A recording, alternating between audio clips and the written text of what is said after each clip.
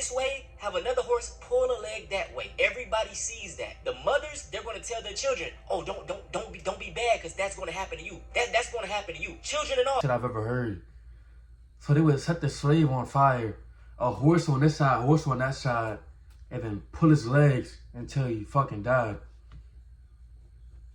No, sit it back, can't waste no time. You stack pennies, I can't drop a dime. Why they tryna play, I'm a nigga rewind. Go to the team, I'ma get them in line. Give a fuck about the rollie, I got all the time. If she with me or not, I'ma do it for mine. Fuck. What's good, y'all? We back with another motherfucking video, man. And today we got Antonio Speaks again. A white on white crime in America. Something that needs to be spoken on more, I feel like. Good thing he made this video, man. Here we are right now. Let's get into this joint. I ain't gonna waste no time. Let's get straight into it. Cause and you know what I do, man? I'm gonna break this shit down. I'm gonna give my points, give my thoughts on it. And I'm gonna say, I'm gonna say what I say. But only I said the chickens came home to roost, and which means the same thing. Climate of hate means that this is the result of something.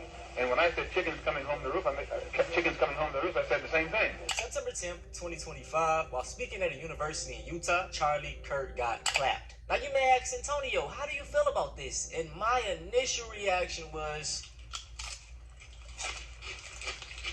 hey, niggas get shot every day, P. You be alright. maybe I'm just desensitized to murders. I grew up with so many classmates that didn't make it to 21, 25. They never got to experience life. So why should I be over here dwelling about a racist white man who didn't like me? You know what I'm saying? And I'm gonna just give another analogy. Back during slavery, slaves were not supposed to mourn over the slave master. Like, you don't gotta be happy, but to be sad is crazy. Now, a lot of the arguments of people defending Charlie Kirk are stating how, he was just killed over his opinions. These were political views. Political views. If I see a black pilot, I'm going to be like, boy, I hope he's qualified. Why did you say that the civil rights bill should be overturned? I didn't say that. I said it was a mistake. Why? That's crazy. Now you got to figure it out. I wouldn't be here. That's trouble. If I'm dealing with somebody in customer service who's a moronic black woman, I wonder, is she there because of her excellence, or is she there because of affirmative action? When blacks in America did not have the same rights they had today, they were less murderous, there was less break-ins. Why is that? And the data shows they were actually better in the 1940s. It was bad, it was evil. Yeah, y'all want me to feel sorry for him? And it's just crazy because the moments leading up to Charlie Kirk's death, it was poetic. I don't mean that in a good way poetically, but Charlie Kirk was asked a question about mass shootings in America. How many mass shooters there have been in America over the last 10 years? And he replied with a racist dog whistle comment about gang violence. Seconds after that, he was gone. Counting or not counting gang violence? Now, to add icing on the cake, guess who took the life of Charlie Kirk? It wasn't an immigrant, it wasn't a black man, it wasn't a transgender, it was a young white male. But hey, black people are the violent ones. Not to mention that same day, there was a school shooting in Denver, Colorado. And guess who the suspect was? But we the violent ones! Unfortunately, as a young black man living in America, I cannot feel sorry for Charlie Kirk. But there are a lot of people who are trashing out behind him. I am Charlie, and I will not be silenced, and I will talk until your ears bleed. Okay? I am Charlie Kirk, and I will not be silenced, ever. You will never silence this white girl. To the left. If it's war you want, it's war you're gonna get. And it's war you're not gonna want in the end. It's time we rise. This is such bullshit. I've never been so pissed in my whole life. I just murdered Charlie Kirk right here in Utah. I'm so freaking pissed right now.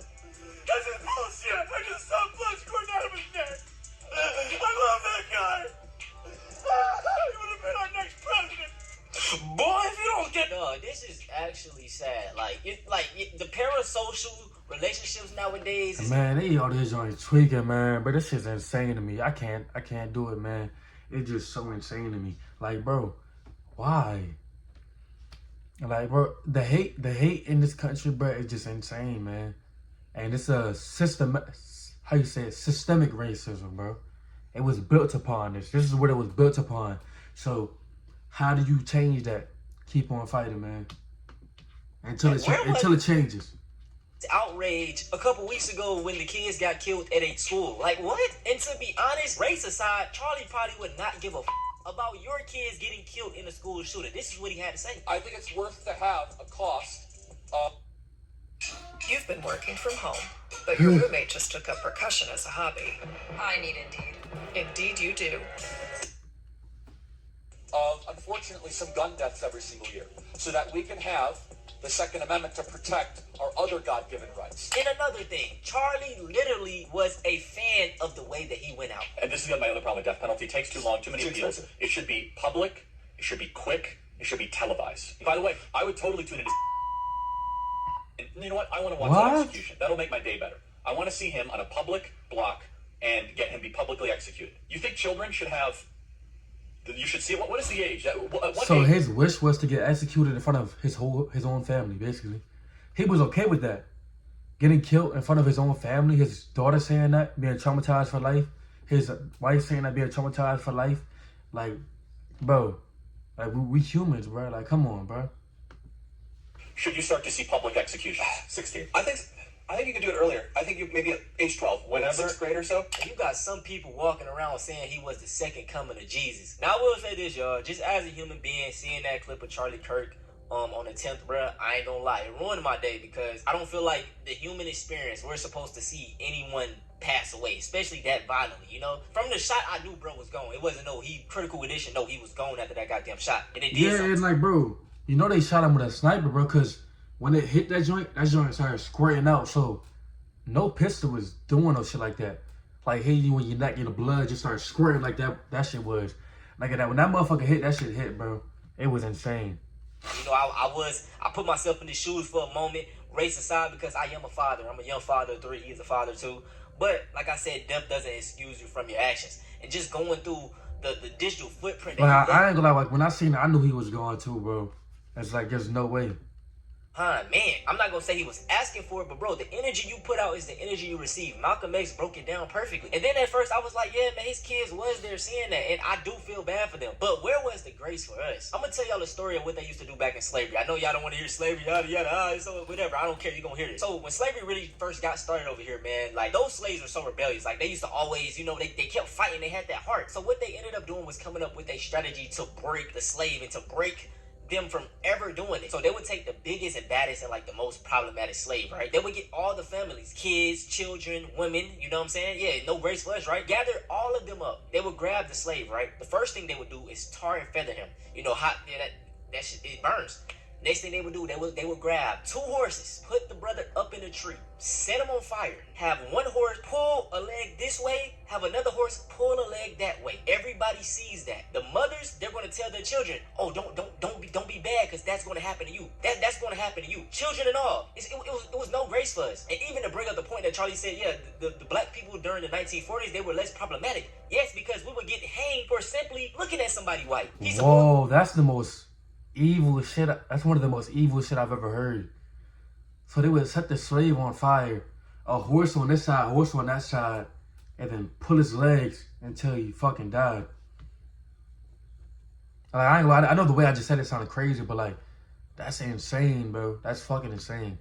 He whistled at a woman, and bro, like, just, I remember seeing the photo of Emmett Till back in the 5th grade, and I literally had nightmares. Like, I know that shit sounds crazy, but like, that picture of him is horrific. Like, it's bad. I love Malcolm X so much because he literally has a quote for everything. That brother said, we are non-violent with people who are non-violent with us. In simple terms, we give the same energy back. Y'all want to keep making these black fatigue videos and black people so violent, this and that. I don't care. I'm going to do the same shit back. I be getting so many comments like of white people saying, bro, you're doing the same thing that they're doing. Like, you're racist, you're this and that. Whenever y'all go into their videos and give them the same energy and tell them to stop, it's when I'll stop, bro, because it's literally like a 1v1,000, bro. Like, it's so many negative black videos. Everybody think we just this and that. Nobody says a thing to them. The moment I do the same thing back, it's a problem with me. And even just with the jokes surrounding Charlie Kirk's death, I don't care for them, because guess what? There are literally whole entire meme pages made up of George Floyd. That man died 5 years ago and people are still bringing him up. He was a father. He had kids. He had a family. Where's the grace for him? But guess what? When it's a white Christian... Exactly, though. Then they were bringing up these points. They're talking about... I just said it in my last video, bro.